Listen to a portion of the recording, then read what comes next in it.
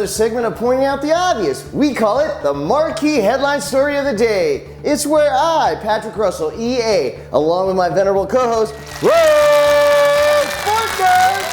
quip and quiver through today's headlines, searching for the real, no matter how deep into the swamp we need to go. Blaine, you're a right-wing political consultant, but not just a talking head, a real operative in the war that rages in our country for the rule of law. Blaine, you're here to explain, if you can, right-wing spin. Okay, let's get into the marquee headline story of the day, which is, what else? The January 6th commission being voted down by the Senate.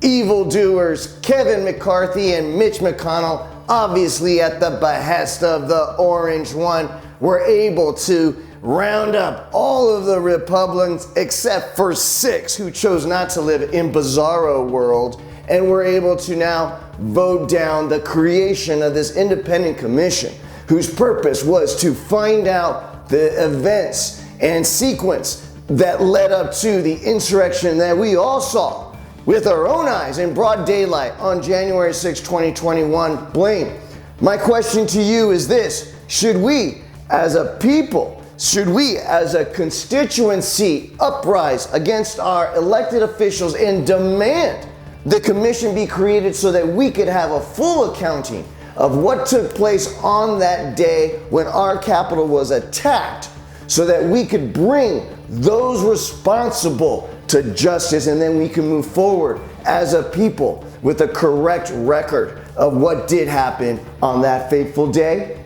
Your thoughts? Thank you, Brother Pat. People, I know you think you know American history. Shoo, there's some out there that think they know world history. But I assure you that you are wrong. Friends, what you know is the song of the victor. I mean, who else is alive to write anything down? And to that I say, what's the problem? To the victor go the spoils. Why should a proud people fester in their own retrospection and analysis when there's still great works to be done? People, the human spirit is a fragile thing. It needs to be cajoled. It needs to be inspired and validated, and it most certainly needs to be directed. Where would we be as a great nation if all of our heroes' stories ended in human atrocities, or genocide, or even cannibalism?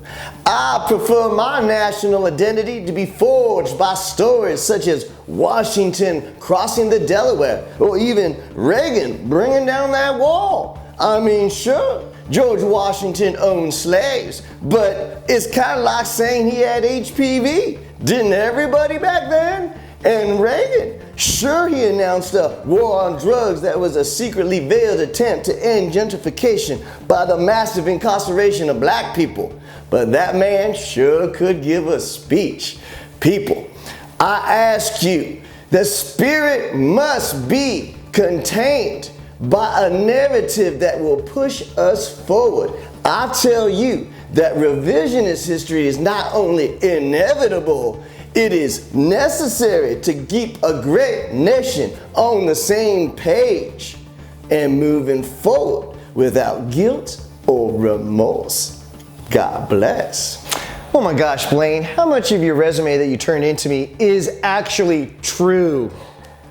Well, Brother Pat, now that I've got the job, I guess it's okay to tell you that I was always raised by my mama telling me, fake it till you make it. God bless.